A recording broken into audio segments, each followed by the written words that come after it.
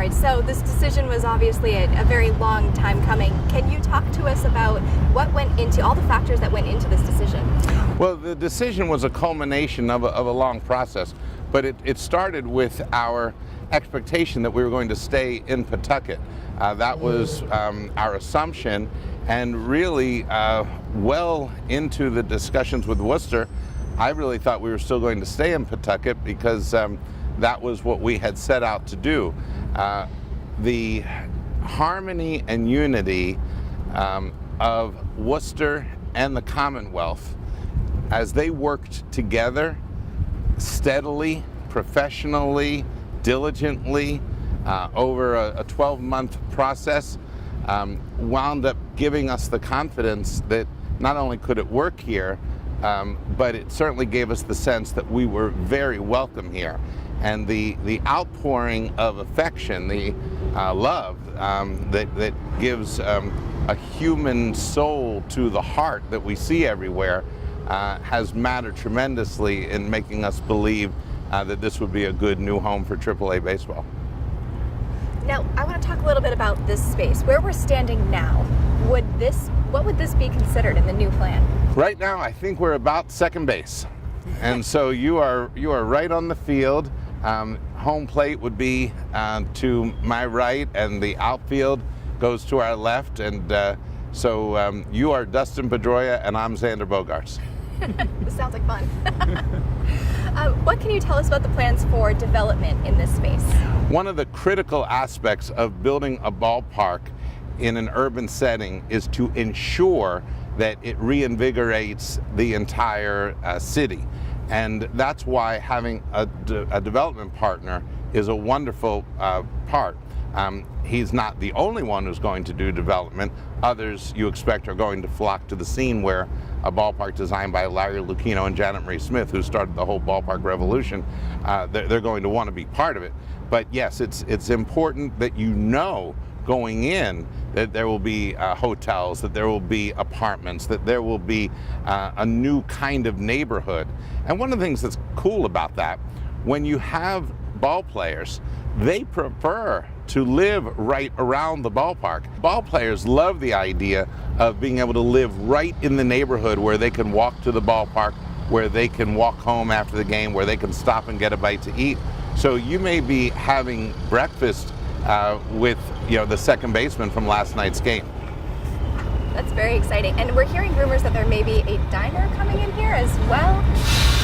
I just spent the most of this morning in a delicious and delightful education at the Worcester Historical Society, and the origins of the diner and the lunch wagons were certainly a part of it.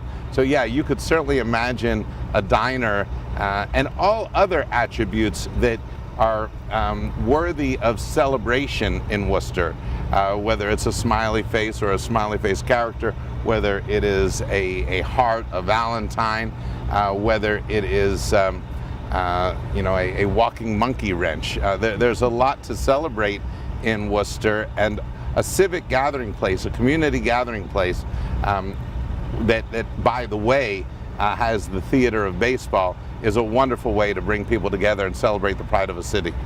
I think this is a very exciting time for everyone, definitely. It's remarkable how baseball, how ballparks, how our national pastime can affect, and in this case elevate, civic self-esteem. The palpable mood in Worcester, the heartbeat that we feel, that love pre-exists. That love is not because of baseball, but baseball can help a city love together. And when people can come to the ballpark together and be appreciative that we live in a city that has so many wonderful attributes, the Canal District, a gorgeous common where there's a celebration today at City Hall. The arts community is vibrant, other members of the sports community. It gives a city not only an identity, but it gives it the elements it needs to make sure that with 11 colleges in our metropolitan area, those graduates choose to settle down here, stay here, and continue to contribute to our civic culture. Absolutely. It's true. We still have 2 more years to play in Pawtucket, and we love our fans there. In fact, those fans are part of the Worcester market. That's a bit of a jolting blow to them, but the Worcester fans have been part of the Paw Sox market. You'll see the beginning now of cultivation of ideas, the name of the team. We want community input. Yes, the formal name is likely to be the Worcester Red Sox, but the nickname can be that which the imagination conjures.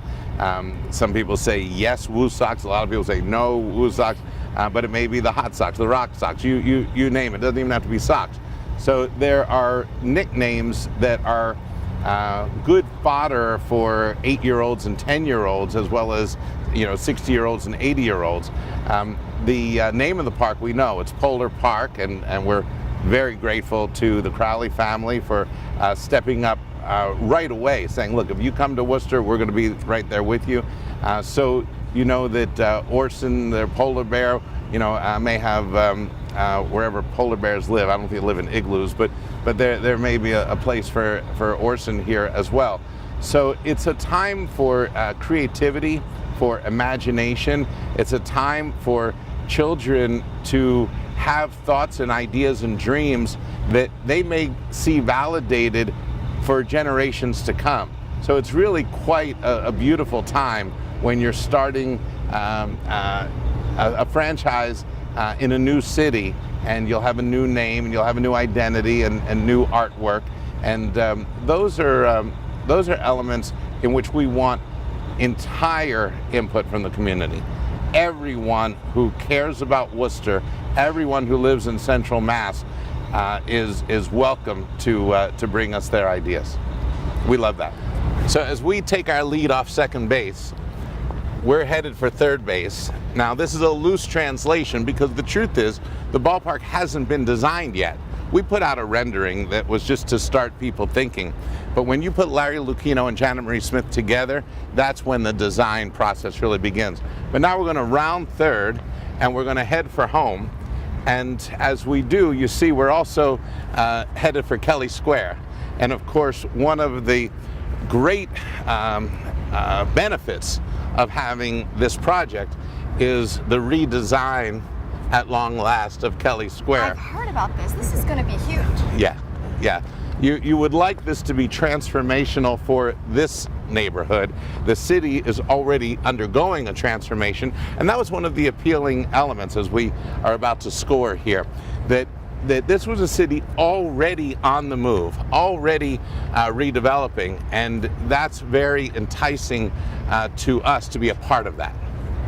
All right, and I think you just scored. Perfect. How about that? Home run.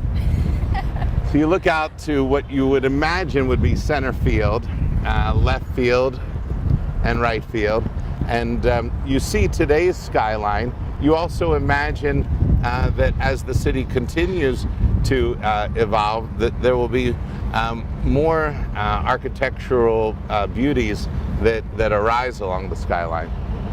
Well, I know that you did say that there were plans for hotels here as well. Yeah. So you may see a hotel right across the street.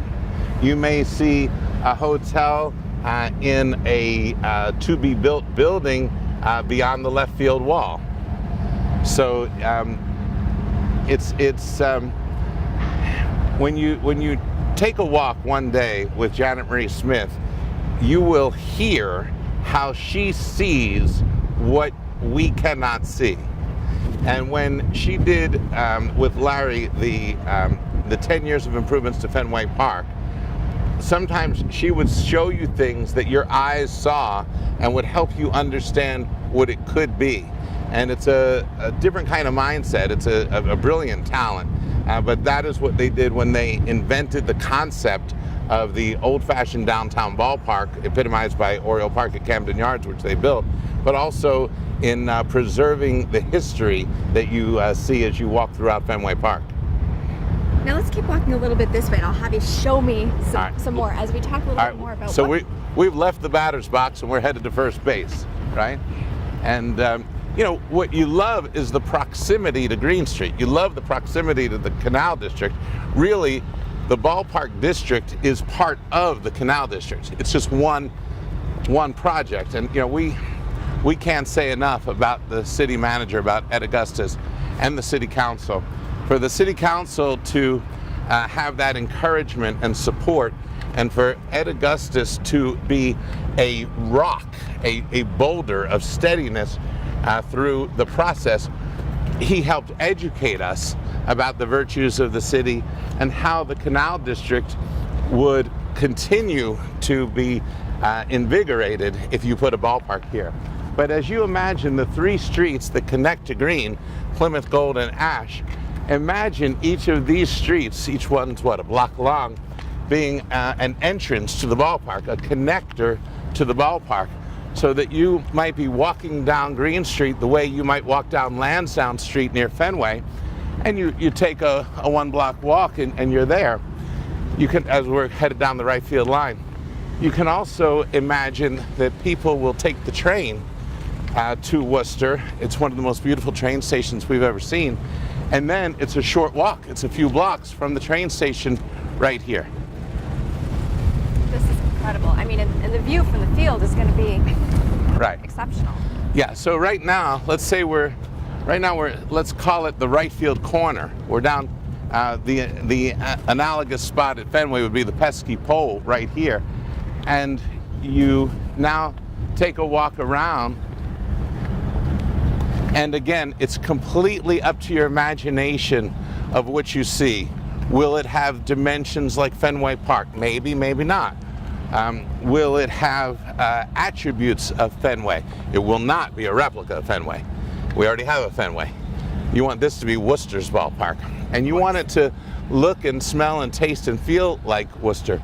Somebody asked Larry Lucchino, what does that mean? He said, what word don't you understand?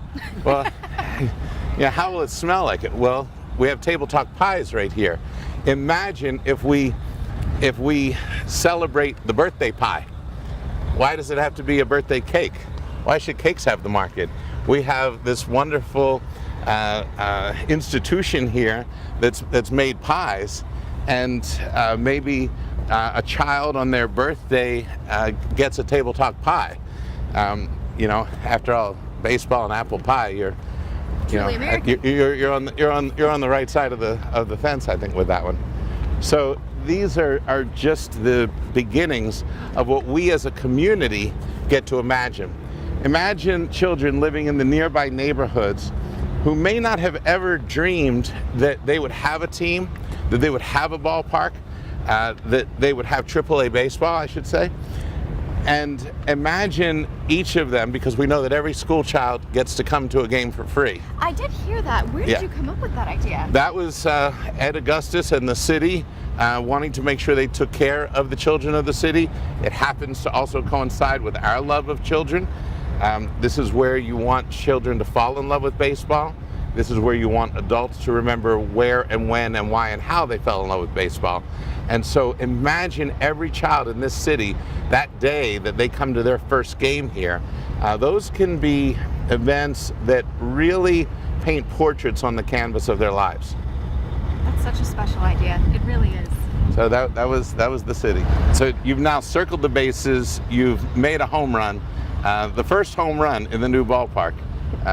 But it was minus bats and balls, but we can add those details later. I like it. Well, thank you so much. Sure. Thank you. For everything. It's sure. wonderful.